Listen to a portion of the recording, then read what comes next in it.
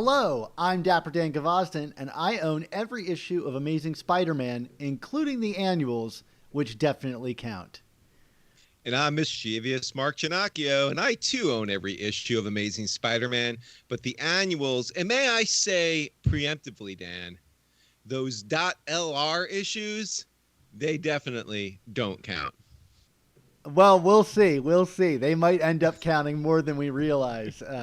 But yes, everyone, welcome to the Amazing Spider Talk, the show where two fans and collectors uncover the strange, fun, and fascinating history of the Spider Man comic universe. Thanks for joining us for this review episode of the Amazing Spider Talk. Today on the show, Dan and I are going to be discussing Amazing Spider-Man Volume 5, number 50, Legacy number 851 or 851, right, Dan? That's it, yeah. Legacy. Oh, okay, sorry. The sausage is being made, and I'm confused. Sorry. Which is part one of the Last Remain storyline, not to be confused with the other Amazing Spider-Man number 50, Spider-Man No More. This one is written by Nick Spencer with art by Patrick Gleason, colors by Edgar Delgado, and letters by VC's Joe Caramagna, and a cover by Patrick Gleason and Morry Hollowell. This issue was first released on October 14th, 2020. Well, Mark, here it is, issue 50, the one we've long been waiting for. I don't really know where to begin on this. Do we start with this big reveal? I think we should hold off on it till the end to really get into the meat of that. But just as we suspected, the reveal of Kindred came in issue 50, as we speculated when 25 didn't reveal it. Right, right. I mean, frankly, I think we're in agreement here, Dan, that this issue seemed to be every bit the event that it was, that 850 was, I think, marketed as. And yet, granted, this was a larger issue too, but in one breath, hey, kudos. I finally feel a sense of satisfaction that this story is going to start going places. But holy crap, to make us endure that 9.99 issue to kind of run in place one more week, basically, that's a tough pill to swallow. I'm sorry. Well, it's funny because I feel like this is the third act to that story that I wanted. It's got right. A sort of conclusion to the Sin Eater story that feels really definitive. A major move forward for Kindred in that reveal, the kind of finalization of what's going on with Norman Osborn, at least for the time being. This had that feeling of something really, truly substantial happening that I think 850 didn't have. And I get it. There was a lot of story to move forward, but I bet it could have been streamlined, here and there, and really kind of, landed it on there. But I do appreciate them releasing these just a week apart. I think if we waited 2 weeks, it wouldn't have felt like quite the slam dunk or ever the layup that it was. And so at least editorial knew that there was some need for haste to get this issue out on the heels of the 850 or 49 or whatever you want to call it. And so in that regard, I think they were aware and did the best they could without giving us a $16 book. God help us. Yeah. Yeah, no, absolutely. I mean, and for the record, I mean, it seems like the next few chapters of this book are going to be coming fast and furious here. I mean, we got these, as I alluded to in our intro, these .lrs, which are kind of these .1 issues, similar to what we got in Hunted, that are going to, being co-written by Matthew Rosenberg and Nick Spencer. And I think one of those is coming next week. And then we got another ASM right after that. So, I mean, clearly, all of the machinations, and, there's that great CVR interview with Nick Spencer that we were talking about on Twitter earlier this week, Dan, which, kind of puts some context into what we're going to be talking about with this issue today. I mean, it's very clear that, we are now, to quote Doctor Strange, in the end game in terms of this Kindred story and Spencer finally getting to do what he's been building towards since issue 1 of this volume. So why don't we get a little further into it? Why don't we start first with the art, because I think Patrick Gleason creates a mood from the onset in this story that is very unique for this title, wouldn't you say? Yeah, I mean, this feels like a horror book, more than it feels like any kind of superhero title. I mean, most of it is graves and corpses and possession and souls and demons and stuff like that. I mean, we are really entering pretty uncharted territory here for a Spider-Man title. I mean, like, even if you want to talk like One More Day, I don't feel like that story was as interested in the horror element of that story more than it was about the kind of like moral question at the heart of it.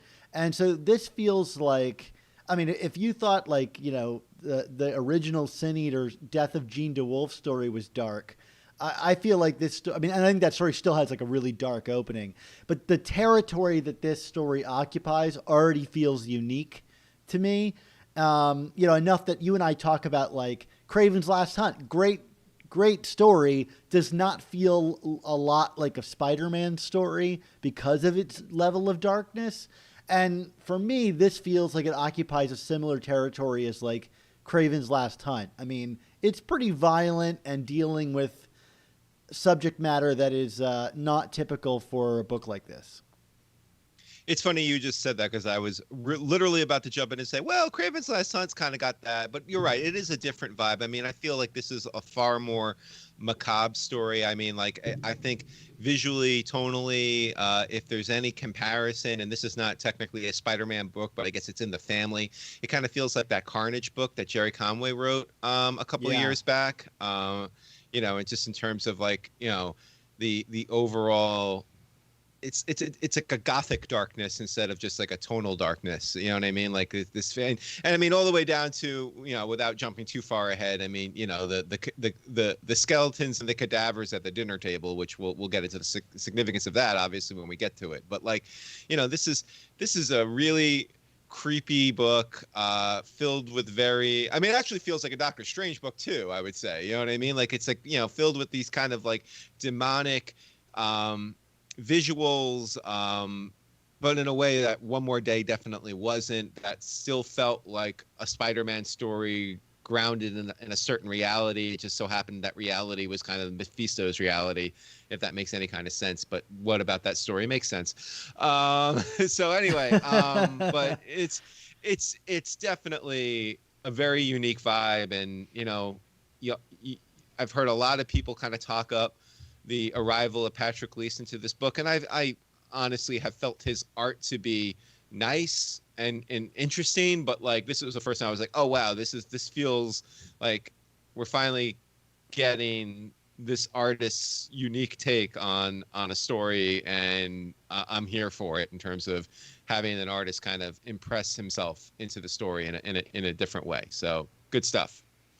I feel like he really balanced both elements of this story really well. The kind of like over the top demonic worms and darkness, and the kind of grounded human stuff.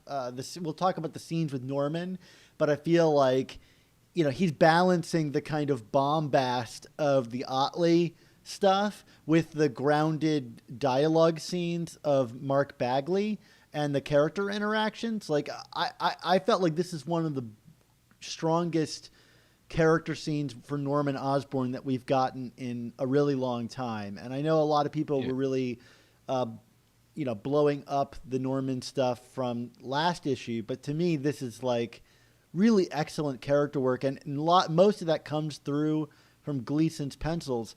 And I just wanted to say what amazed me about this is that he was able to get here as an artist. I mean, that's not to say that he, like, tonally I've ever felt that he was limited, but his Superman stuff, from which I'm familiar with his work, is really hopeful and optimistic and warm and full of, like, rounded pencils that really filled you with, well, glee, son. Kill me now.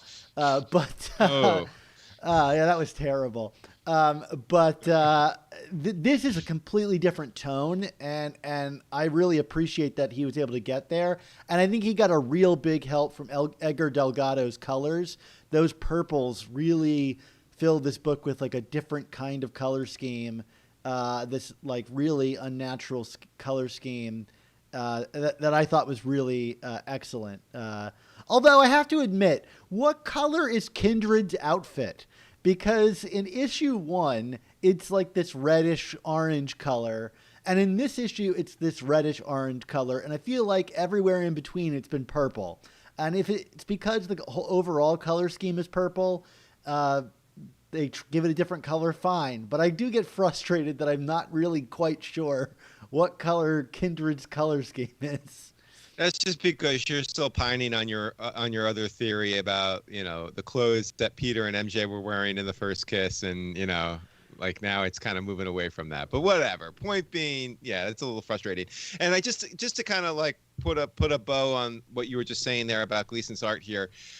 One thing that I do find to be interesting, you talk about the humanity of the Norman Osborn scenes, which I 100% agree with, but what's kind of interesting is a lot of the off-kilter and unsettling Gothic stuff, in addition to being associated with Kindred, is a lot of it's also associated with Spider-Man. Like there's very little humanity to Peter's thread in this comic. Would you agree with that? What do you mean by that? I'm trying to kind of grasp what you're getting at. I just feel like this is we're kind of being played. I feel like throughout this whole issue, we're kind of being placed in that weird dreamscape that Peter has kind of floated in and out of throughout this run, going back 50 issues now, so to speak. Like there's very little grounded in reality, I feel, in Peter's interactions in this story. I mean, whether he's recounting it to Doctor Strange or whatever, but there's a lot of I feel stuff feels off balance. It feels uneven.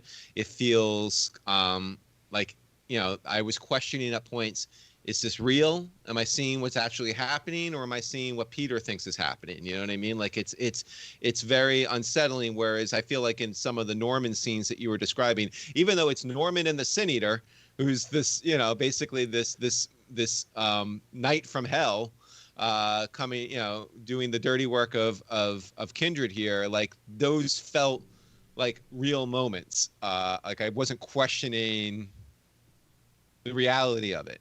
Does that make sense? Yeah, that makes sense. And I think this is actually a really good bridge to discussing the structure of this book, because I think that feeling that you're having is really comes a lot from not only the artwork and the colors, but also the way in which the structure of this is so, well, I don't want to say unstructured because it's done with a reason, but we're in that kind of Spencerism of moving, jumping around in time and changing, narrators and perspectives. And, if you're to read that CBR interview, which I think we should talk about at the end of this discussion, because there's a number of interesting things in that interview. I begin... This is not to say that I think Spencer has a complete and total control over this book, because I think a number of stories have shown some things to be a little unwieldy for him. But it does make me think that a lot of these structures maybe are being done intentionally to create what you're describing, is this dreamlike narrative where things are a bit more unmoored from what we're used to. And I've talked in the past about, maybe that omniscient narrator that I complained about does actually have a purpose. But let's talk about this particular story. I've seen people saying online that they were very confused by the narrative here and how it jumped around. Did it work for you, or did you find yourself confused? And if you did, I guess, was that a good thing? I don't know if I was confused, but I said to you before we started talking about this comic, offline, I said, this was not a perfect issue, but it's a good opener for the arc. And I think part of what goes into my imperfections was this narrative style. But frankly, as you also just alluded to, I mean, Spencer has been kind of deploying this tactic a lot. So I feel like I'm getting better at following along. But there's still this uncertainty, and I mean, not to spoil anything, but I feel like, as is also then alluded to in this interview, this is very, very intentional. And I think as the story unfolds, we're going to be finding out that the reason why so much of this narrative and these select issues has kind of been uneven and jumping around and kind of unreliable. It feels like an unreliable narrator is telling the story. And I think that's intentional, because I think we're going to find out that, certain things that we saw with our own two eyes, and we're kind of being led to believe were truths and realities, are going to turn out to not have actually happened the way we saw them happen earlier in this book. And so this is by design. And, I think when all the pieces are put together and things are revealed by the writer, as we push along, it's going to be like, okay, now that makes sense.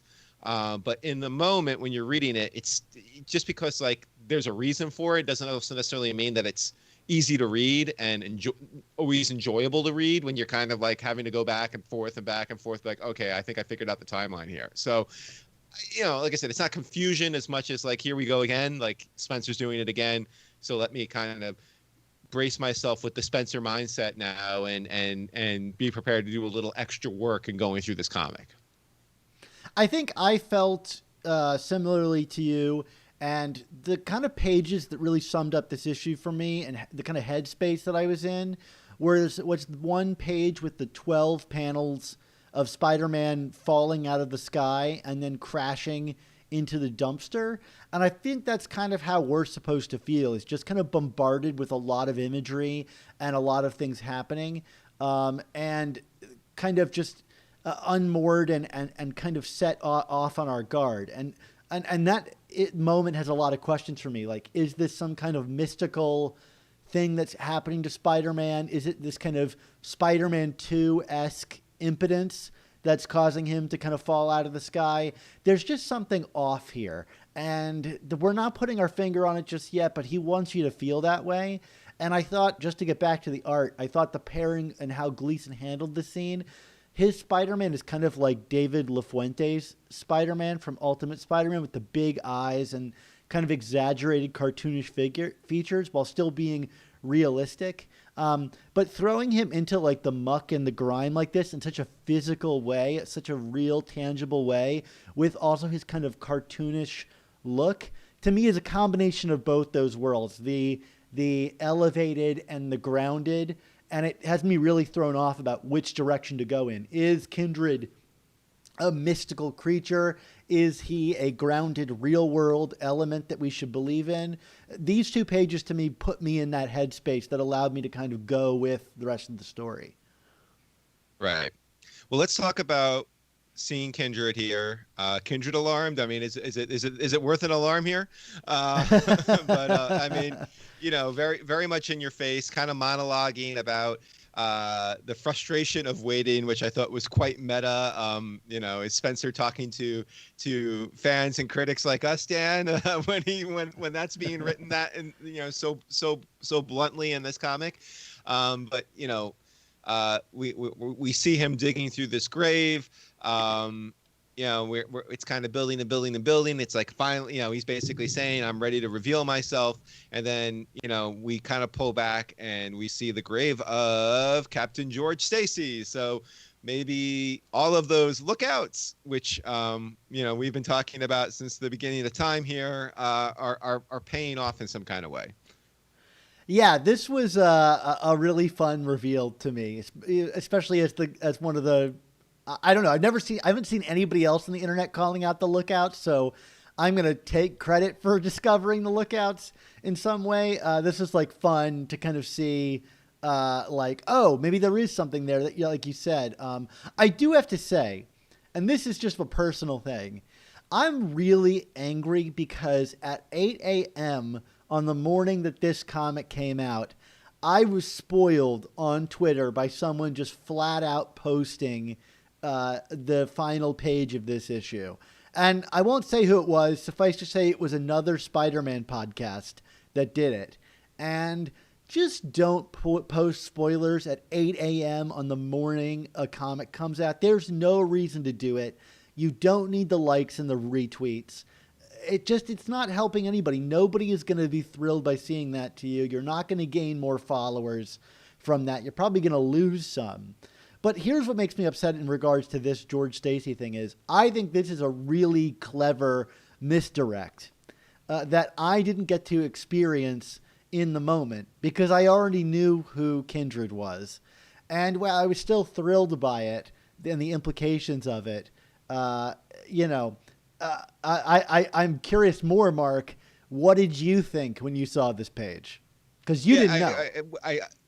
Yes, and I see where you're going with this. And yeah, like there was a moment where I was like, but like I was like, is he I was never willing to believe that Kindred was George Stacy, even with all of the lookouts. But like, frankly, we had talked about this in a Patreon exclusive some time ago. Like I felt like George Stacy was going to figure into this story somehow. My original guess was he was maybe actually the Sin Eater rather than Stan Carter, which we will get to in a moment. Was not the case.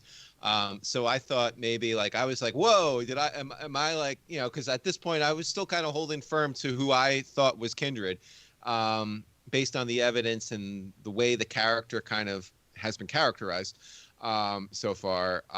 But I was like, hey, am I going 2 for 2 here with my predictions? That was my initial read of the situation. And yeah, I mean, it was I don't want to say a great reveal, but like it felt like all of the kind of, amateur sleuthing that you and I have been doing on this podcast over the last few years. Like it felt like I don't want to say a nod. It wasn't a nod. I mean, it's the story, but like there was some vindication in seeing, okay, like we weren't just making this up and creating something out of nothing, a la the way we may have done during, say, the Goblin King storyline, where we were kind of like holding firm to the idea that, well, I was holding firm to the idea that it was Normie Osborn as the Goblin King. Like this felt like, okay, like we were right for thinking that George Stacy and that there was definitely some imagery and allusions, and I do want to add, Dan, not to jump around, but there was something at the end of the last issue that we didn't talk about, and it kind of occurred to me after the fact. But there's the scene where Spider-Man is when he finally pushes Norman out of the craft or whatever you want to call it, and I actually interpreted that as kind of like a reverse of the Captain Stacy death scene, because Stacy is putting himself in harm's way by pushing the little boy, and and it's a similar kind of push with the two-handed push out. So I felt like, again, like that was probably another nod to that scene, and that Peter pushing Norman out into danger was kind of like the reverse of that, and kind of what brought on like the final step to bringing on Kindred, in terms of like all this illusions and imagery and whatnot. So just wanted to throw that out there. That's an excellent find. Yeah.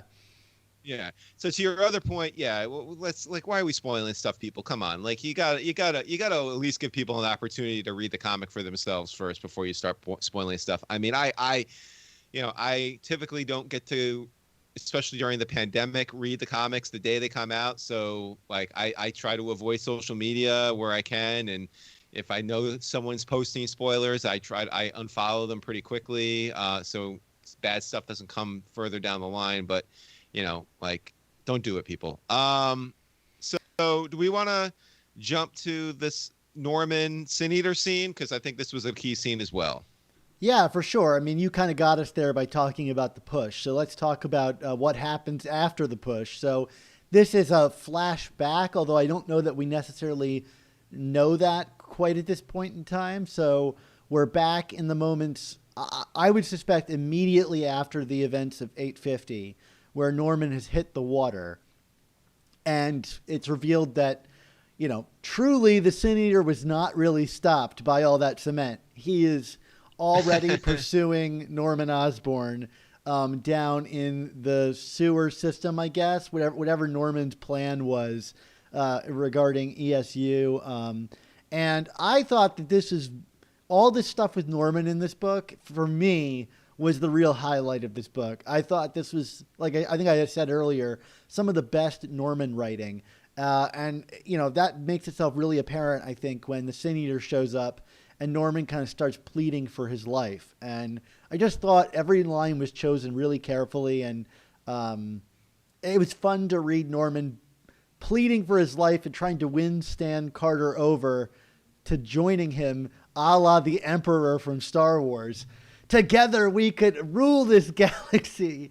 Yeah, right. Always. It's always together we can rule. Yeah, right. Well, that's what happens when you're not at the upper hand. And although I guess in the instance of Star Wars, Vader had the upper hand quite literally because Luke lost his. But we won't go down that road. Ching. But Ching. See, I'm just thick with these puns today. But yeah, I love this scene, and then watching Norman kind of flip, where you realize it was really just kind of a gas to try to, he's kind of gaslighting Sin Eater. And anyway, I love this scene. What did you think about some of the stuff here? Oh yeah, I mean this is perfect. This is Norman as I want to read him in terms. It's all of his madness and mania. The begging and the pleading, which kind of leads to like just him laughing it off and being like, I can't do that. I can't keep the charade up. It's just, it's perfect. And like Gleason captures it really well in terms of like kind of just the different contortions and turns of character that we get here. I mean, everything is kind of like you said. The words are chosen perfectly, and the visuals are chosen perfectly, all the way through him finally kind of pulling up the mask and saying, "Okay, go ahead, kill him. I don't need him anymore." Which is, I mean, it's so funny because like in some ways, like Norman has been pining to get rid of the Goblin madness for a while now. That was kind of his story headed towards the end of the Dan Slott run a few years ago. But how did you take that line of text there in terms of its meaning? I mean, it's a really interesting line of text. And I thought Gleason or whoever came up with this did a really interesting thing with the mask being held over Norman's face. And you get that green eye that shows through it. And to jump ahead, when after he's cured, or whatever you want to call it, cleansed, his eye is blue when he looks through the mask, and it's a really nice touch. I guess for me, the idea is that Norman has kind of realized that after all this time, his madness is more of a crutch than it is his strength, and that he can be strong when he's sane, and he doesn't need the goblin madness anymore. He's like he says here, he was the head of S.H.I.E.L.D. and all of this stuff. And does he truly need the goblin persona anymore?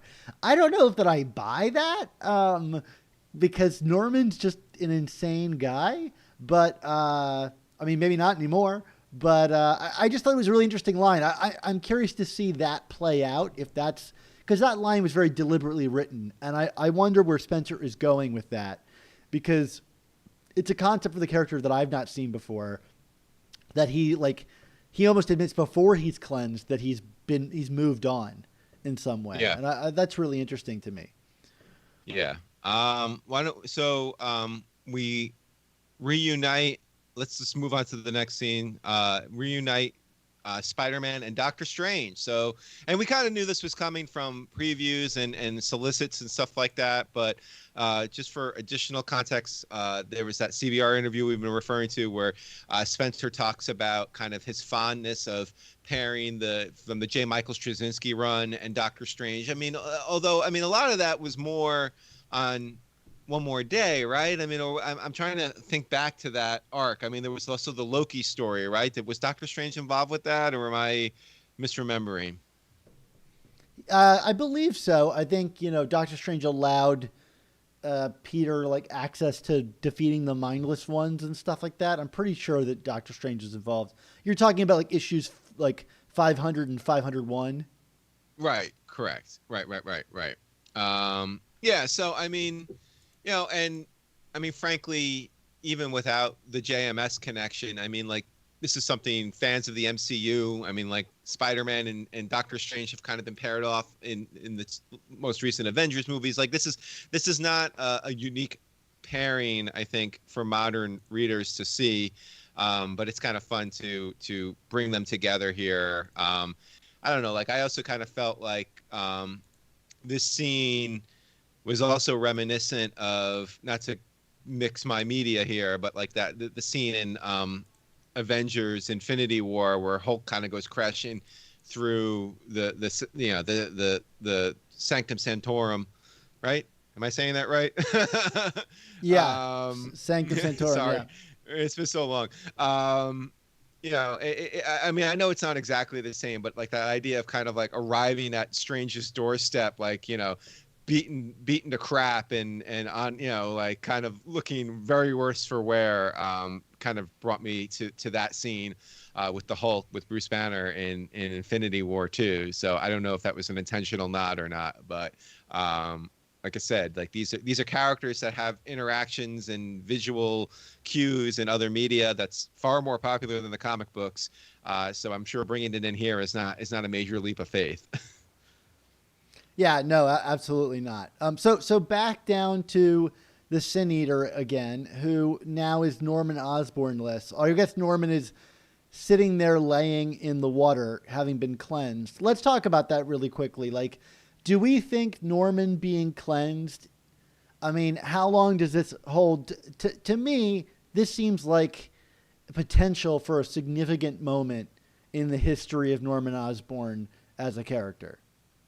Yeah, I don't buy it. I just don't feel like this is I'm sure at some point, I mean, just like I don't buy all of the characters that have been cleansed by the Sin Eater, that this is going to be a long-term fix for these characters. I mean, not that we necessarily need to have resolution on what was the stable of villains that we got a few issues ago, the Lethal Legion or whatever. The Lethal Legion. I mean, we're not pining for answers about them per se, but I just don't see it. Just like I'm sure Juggernaut will be appearing again in X-Men or wherever else. I mean, Yeah. like, it's just like there's no way. But I think specifically with Norman, I mean, like, this is kind of a moment for shock and like to actually see these characters kind of execute on these plans. It's a bit of like oh really, but I don't buy it, Dan. I don't know. Like I don't ask me how it's going to be reversed, but I don't buy it. I don't buy it in the long term, right? Because it's the Goblin, right? There's no instance where we're not going to have a long-term Norman as the Green Goblin, back in this book. It's unavoidable, just like the way it was when he was killed off in 122. Someone was going to bring him back. That's just how comics work. But I do hope that this is an opportunity to do something new with Norman. And, I think, we'll get into the later part of this book where he is cleansed and awake and walking around. But I did think this was a powerful moment of just seeing him face down in the water, thinking that maybe this chapter has ended. Now, certainly the Sin Eater thinks this chapter has ended and is now pleading with Kindred to like answer his prayers and, give him what he wanted, which, Kindred implies like a seat at his throne, but that's not really what's gonna happen here. And Kindred shows back up and he turns the sins that the Sin Eater has collected into these like sin monsters and turns them back on the Sin Eater and this is the one part of the issue that really didn't click for me, is the idea that the Sin Eater has not yet repented for killing his partner, which I believe is a story that was introduced in the Sins Rising prelude.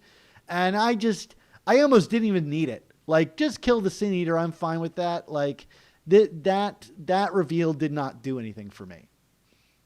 Yeah, I mean, I was gonna say, like, this part transitioning into the next scene are probably, to me, are the weaker parts of this comic for me. It's where I say it's not perfect. It really kind of comes to full form because, like, yeah, I feel like in one breath, yeah, this backstory about the partner is, I guess, trying to give a little more justification for what they're about to do with the Sin Eater, but like at the same token, it's very clear that, and Kindred says as much in this comic. It's like, I no longer have use for you. Goodbye.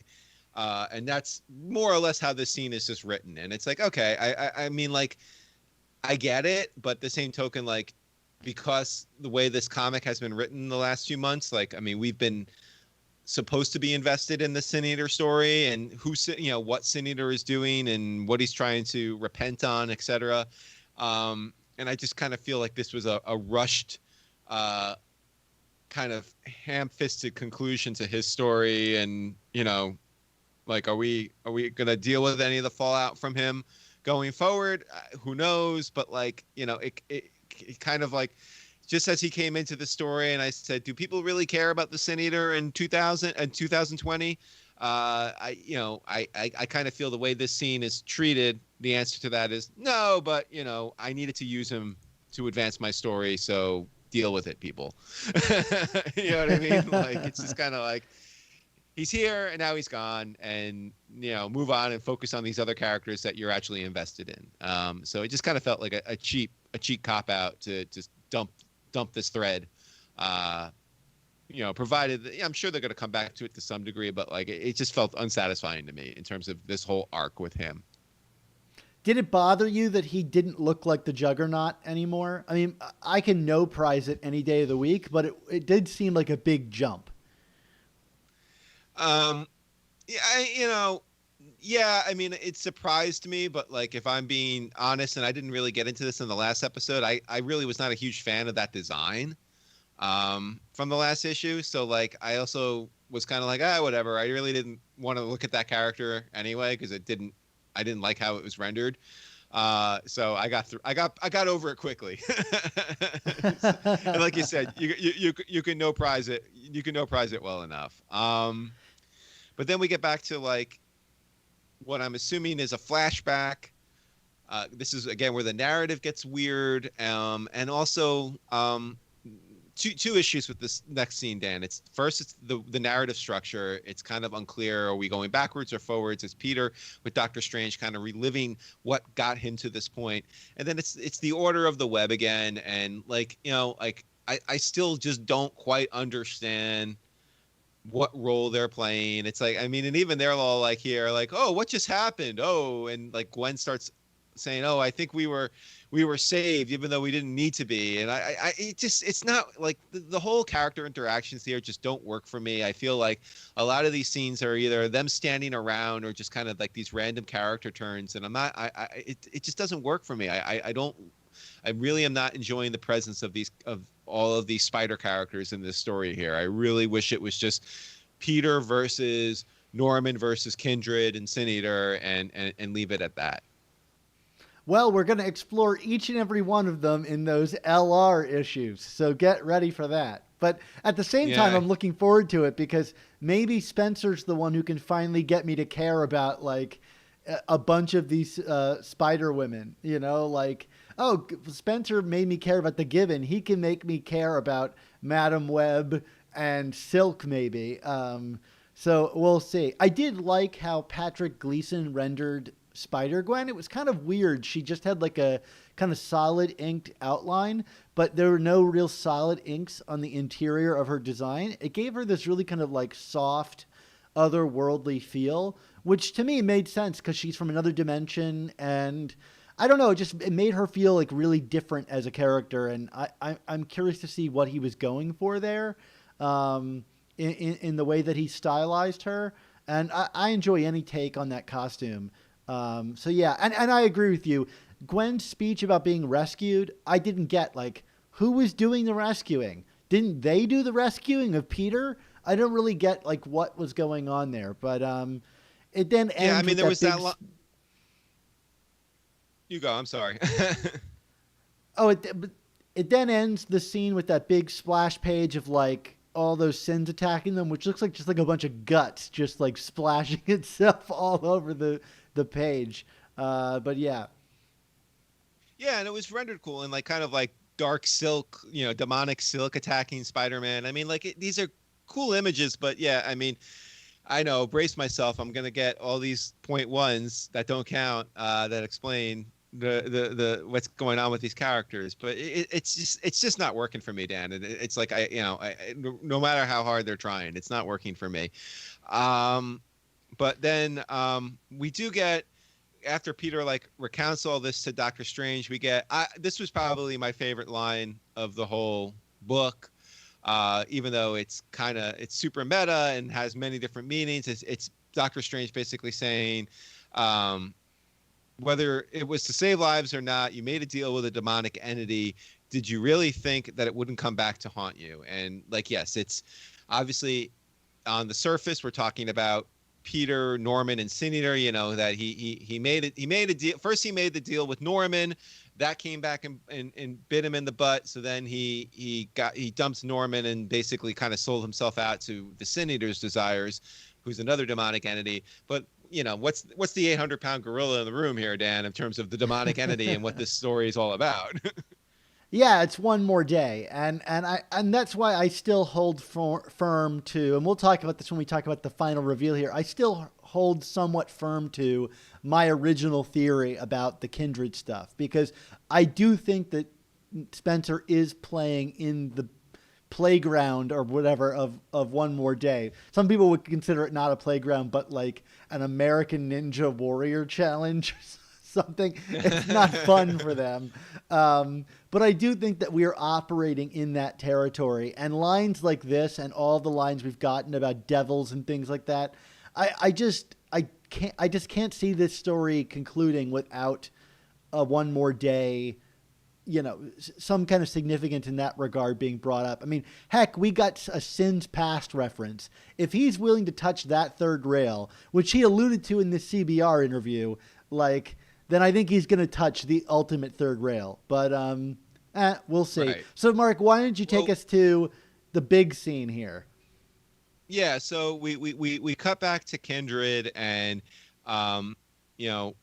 we get visual references. I mean, what is absolutely what is probably one of my favorite. We were talking about this before we started recording. Like, such a great issue of Spider-Man, Spectacular Spider-Man number 189, which is kind of like the middle chapter of JMD's Peter, Harry saga, which was started with the Child Within, and then this was the middle part, which was this very painful, awkward dinner party with Harry Osborn and Liz Allen, where like Harry's descent into madness is really captured, and he's so here we are here. Kindred is echoing that, and he's setting up the dinner table with loved ones, and the loved ones turned out to be the corpses of George and Gwen Stacy. I mean, this is like Gleason's creepy art on full display, but also like just a great visual reference to this great story from the past. I mean, like, what's not to love as a Spider-Man fan here, right?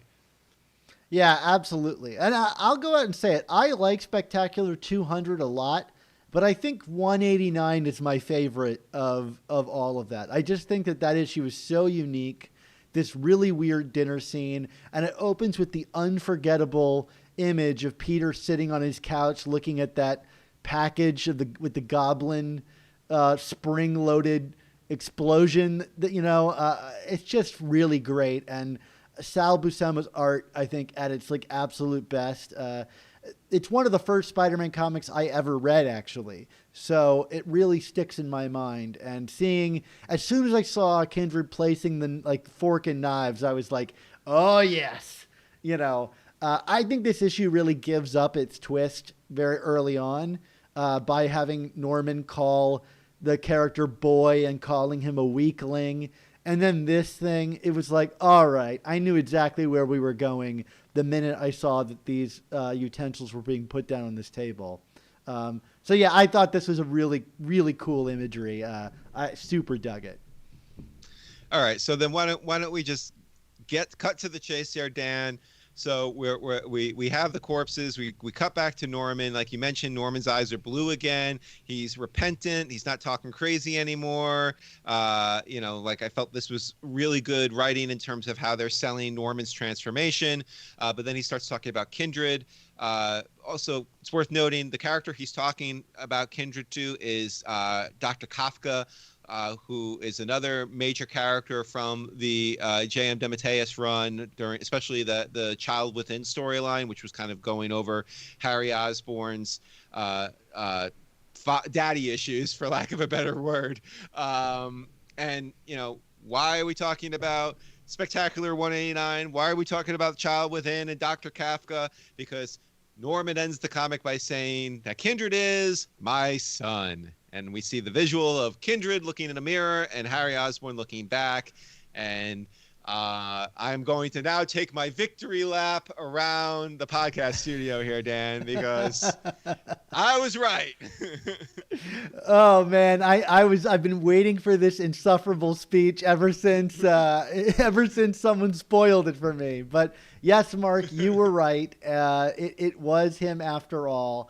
Let's talk about that, because as much as you were right, and I think right in that you emphasized early on that the importance of Kindred referring to Peter as Pete, right? That was the real clue all along.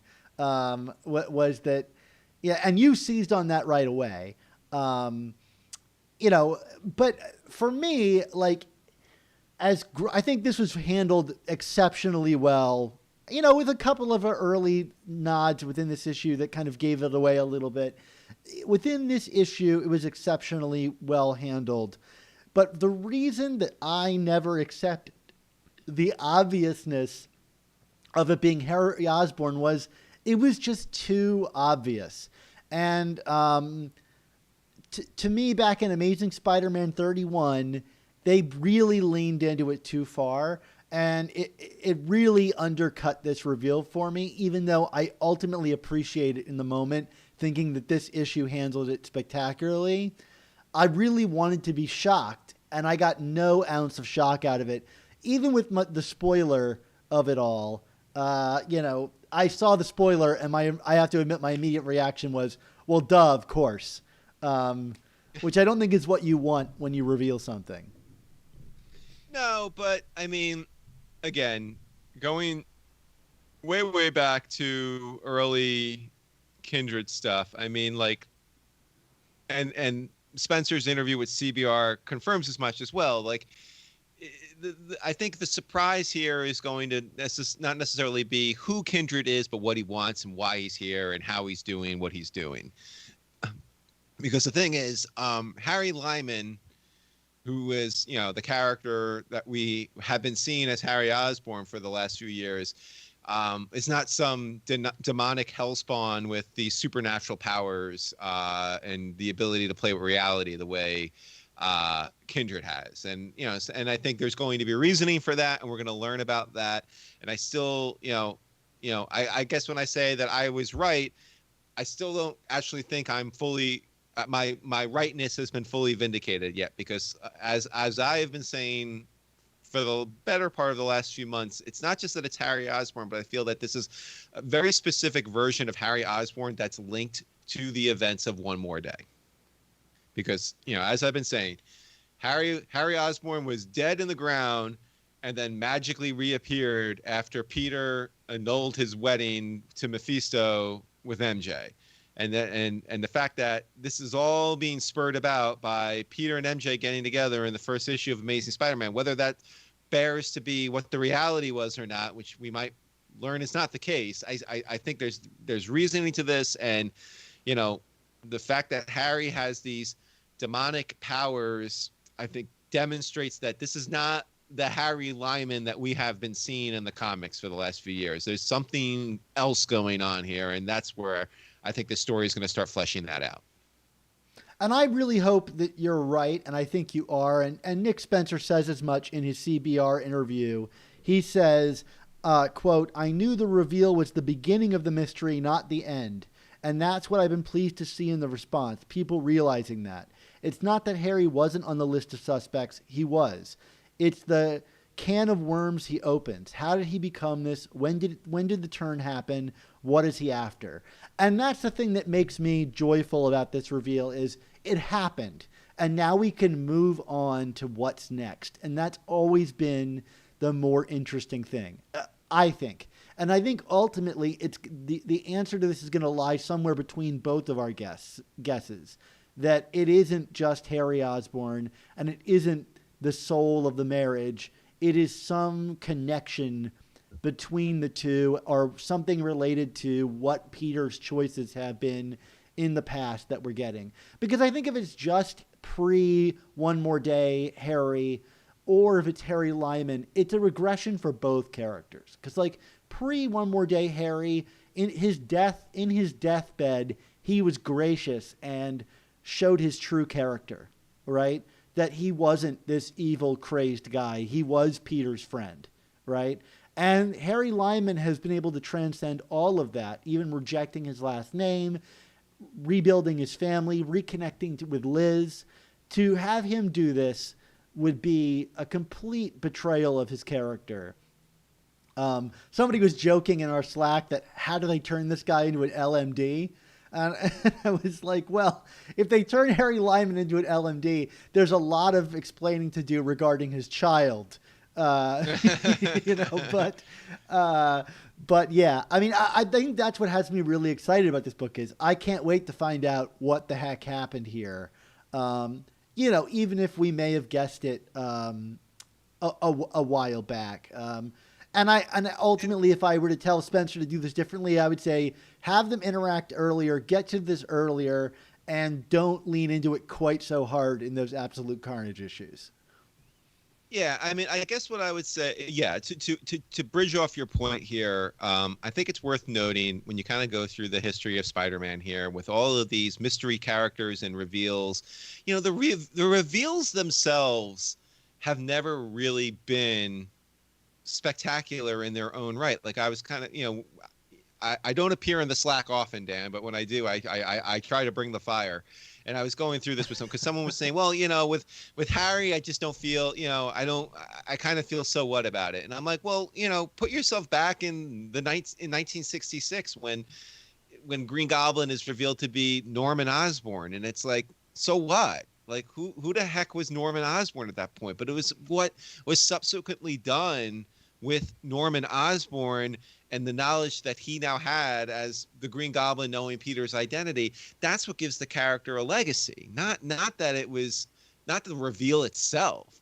And, you know, where things with the Hobgoblin, frankly, have always kind of been off kilter. It's like, you know, well, first they threw the Ned Leeds and then, you know, years later, Roger Stern rewrote it as Roderick Kingsley. But like, so what? Like that, who ended up being the Hobgoblin was probably the most uninteresting part of the character. It was like what the character as the Hobgoblin was doing. It was the mystery itself. And then I feel like once they finally were cornered into unmasking the character, they ran out of story to tell with it. So it's like, okay, like Kindred really hasn't had much story in the costume. So now that we know it's Harry, now the story needs to be told. I mean, I agree with you. Like this should have been done months sooner because like to drag it out to this degree just feels criminal. But the same token, like what was being dragged out was just throwing the name out there. Like there really wasn't true story here being told about this character. So now we're going to get to the story. So that's where, frankly, Spencer can make or break this whole arc. It's like what story is he going to tell with Harry as this character versus trying to guess who the character was for the last 50 issues. And I'm excited like about this and it's mixed with a little bit of dismay. Like I think for me all of my projections about Kindred were that like, okay, we're getting something new here. And to see Harry Osborn's face, it's like, oh, we can't really escape, you know, these goblin mysteries, right? Everything comes back to the Osborns or the goblins in every mystery within these books. But at the same time, it does feel like familiar ground, and it's going to play within themes of Spider-Man. And Spencer really has dubbed himself Mr. Fix-It. So if he's going to maybe fix something really like elemental that makes Harry an interesting player again, I'm for it, because I don't know what you do with Harry Lyman. That he wasn't in this book, I thought was like actually good, because it is weird for the characters to be hanging out with the same friends their entire lives. Like, as adults, you kind of move on from the people you spend time with, and it felt like Harry Lyman had earned that. So, it is interesting. We're getting a new character ostensibly, and we'll see how it all shakes up. Even if it's within the trappings of the old, maybe there's an opportunity to redeem some kind of narrative momentum with Harry here. And it is interesting that Harry went from being like a legacy character, this legacy villain, Green Goblin, and got like boosted up to getting his own name and his own iconography. And, and maybe we can let him not only transcend the Osborn name, but transcend the Green Goblin legacy by he finally gets to be his own villain. Just what everybody always wanted, to be their own villain. Very, very, very good and twisted. Do you want to get to grades? Well, really quickly, one last thing I wanted to kind of get to with themes here is that, like, if you go back and reread those final issues of pre-One More Day Harry Osborn, like, one of the core themes there is this, like, nostalgia that, like, Harry blames Peter for kind of ruining this idyllic moment of their lives, like when he was dating MJ and all things seemed to be going well for everybody. Flash hadn't really been all that harmed by his war experience, and Gwen was alive, and there was this kind of perfect, John Romita senior era where everybody was getting along and their lives seemed swimming. And we've been returning to that imagery throughout this series, this kind of nostalgic look back at that party scene. But beneath the surface of that, things weren't going very well. Like, Peter was dealing with his problems as Spider-Man. Gwen was, if you believe in Sin's Past, which this writer clearly does, she was going through this fling with Norman and this kind of turmoil with the death of her father. And you've got Harry, who's beginning to crack and doing drugs. And so this nostalgia that Harry is pining for ultimately isn't real. And there's a sort of commentary where people who read Spider-Man have this kind of rose-tinted idea about the past and these kind of evergreen Spider-Man stories. And in the final issues, MJ actually, she's on the bridge where Gwen died. I won't even claim what bridge it was. And she and Harry are there, and they're talking like friends, because he doesn't treat MJ with the same level of animus as he does Peter. Yeah. And she expresses to him, like, no, things weren't that good back then. Like, you're misremembering it. And to me, I wonder if that might be where we're going here, is that Kindred is kind of this reflection of almost maybe like toxic nostalgia that blames Peter for all these things. And maybe that's why he looks like that kiss. Maybe there's something about him that is pulling forward all of these elements from Peter's past that are remembered for something they really weren't. And that's something I feel like maybe we're going to explore, and why we've been flashing back to all those images of the past and the images of all those people dying as a direct comparison of, like, Spider-Man is at fault. That's the great sin, is he destroyed our innocence. And Norman even talks about that, right? And Kindred, when they had that conversation in Amazing Spider-Man 31, is the idea like that Norman is really good at corrupting innocence, and Kindred modeled himself after Norman. And to me, I wonder if that's really the kind of themes that we're going to be exploring here. What do you think about that? No, I that's some great pulling there, Dan. I think that's pretty spot on. And yeah, I mean, I think, like you said, I mean, we literally got the flashbacks to that era throughout this, these books. I also think, I mean, just to kind of add one more shade of history here, it's worth noting that, and I found this in going through some old interviews for when I was writing my book a few years ago, that apparently one of the proposals from J. Michael Straczynski for the one more day reset to kind of get out of the marriage was literally to reset the book to that timeline. I think it was like post Captain Stacy death, but like otherwise this era that we have been living in this whole time, and that would have brought back Harry Osborn, that would have brought back Gwen Stacy, obviously Flash, pre-war Flash and his stuff, and that idea was ultimately rejected, but Marvel was keen on the idea of having Harry Osborn brought back in some capacity, and that's why we ended up getting what we got with that. So, I'm not saying that Spencer is necessarily reading the same interviews that I am and saying, no, I want to explore that idea in some way here. But like, it's I don't know, like, it's either coincidental or not, but it's just worth putting that out there into the ether of all the information we're pulling here, in terms of the character, but also why explore this story now, especially in concert with One More Day stuff. So just throwing that out there. I also wanted to kind of highlight these two quotes from the CBR interview that we've been talking about. One, to highlight a point that you've made in the past, Mark. So Nick Spencer said this: there's this feeling Pete has that something is not quite right or recognizable about his life, that it's somehow all a dream and he's being swept along, trapped in a kind of hopeless cycle. And Mark, you have really emphasized this dream element of these books. We talked about it at the start of this episode. To me, there's something going on here, and whether it's One More Day related and Peter pulling out all these memories that have been forgotten over the years, but there's definitely something wrong with how we're piecing together this world that Nick Spencer is presenting us, even from the very beginning.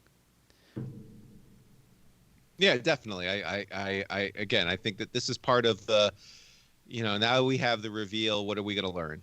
And I think that's going to play a very key role in what we learn about this character. What's the other quote that you wanted to throw out there?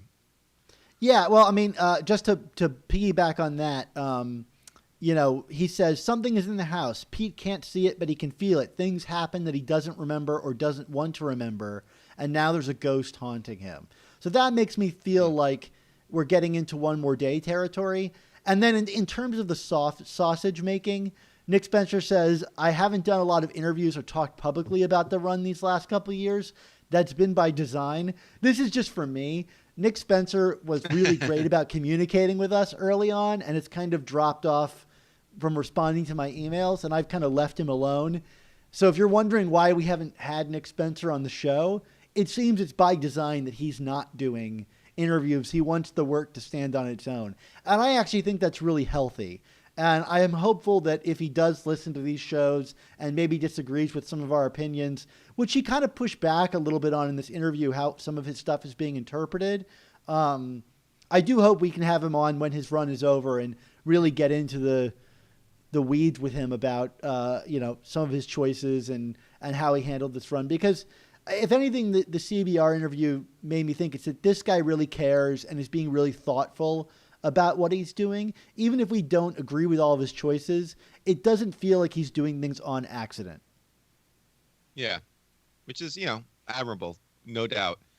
Let's do a grade, Dan, and then bring us home. I'm going to give this one.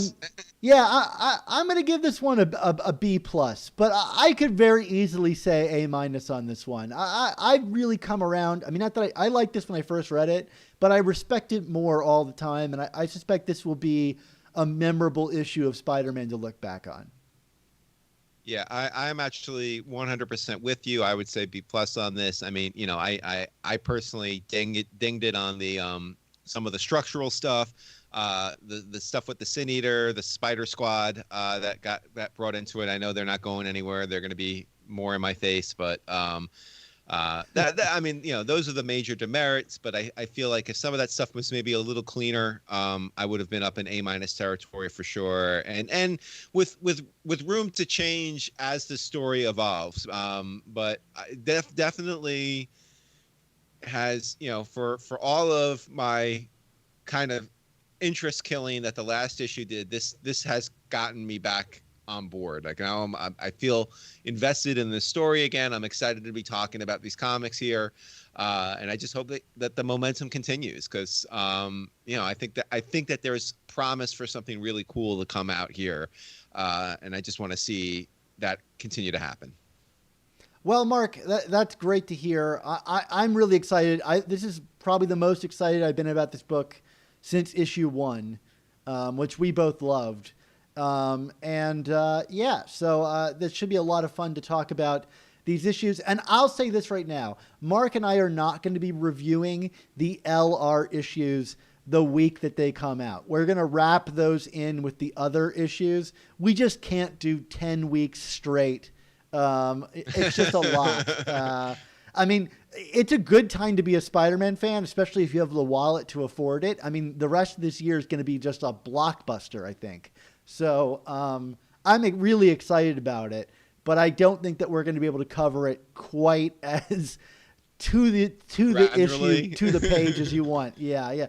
These past 2 issues have been monster issues, and these have been longer than usual shows, and I think these issues deserve these kind of discussions. But boy, we can't do this every week. It would be a lot, along with all of our other content. And we have some really exciting content coming for you guys. Do we want to reveal this to the people on Patreon? Rick can edit this out later, but who do we have coming on the show tonight, Mark? Well, we have former Marvel editor Tom Brennan coming on tonight, and he's gonna, we're gonna aspire to talk to him about his time with the Spider-Man books and kind of his career post Marvel and comic in itself. Tom is a great follow on Twitter if you're not already following him, and I'm really excited about this. Tom has kind of been on my list of people that I've wanted to talk to for a while now, so I'm glad that we're making that happen.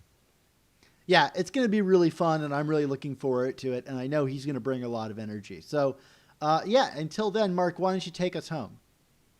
Sure. Well, of course, it's that time for all of the good things to come to an end. So we want to say thank you to you, the listeners and viewers, for tuning in to this episode of The Amazing Spider Talk. Yeah, everybody, this episode was edited by Rick Coast with production support from Andy Myers. Our artwork comes handcrafted by artists Ron Friend, Sal Buscema, and Ray Sumser. And our theme songs were produced by Rylan Bojack, Tony Thaxton, and Spider Madge. And as with all of our episodes, all of our reviews, this was originally released on Patreon as a live stream hangout with us back when the comic was first released. So if you'd like to help us support our show's continued existence and these reviews while joining us on the live stream, why not head on over to our Patreon and sign up? So, Mark, until Kindred is revealed to be the living incarnation of the Spider Marriage as I wanted it to be, what's our motto? Oh man, just give it up, Dan. But that motto, of course, is, with great podcasts, there must also come the amazing Spider Talk. Have a good night or rest of your day, everybody. Thanks for coming and joining us. Two men who know the angles, uncover and untangle all the questions and the webs left out to tangle. In 1962, last Wednesday's afternoon, they'll bend your ears with reckless self-abandon.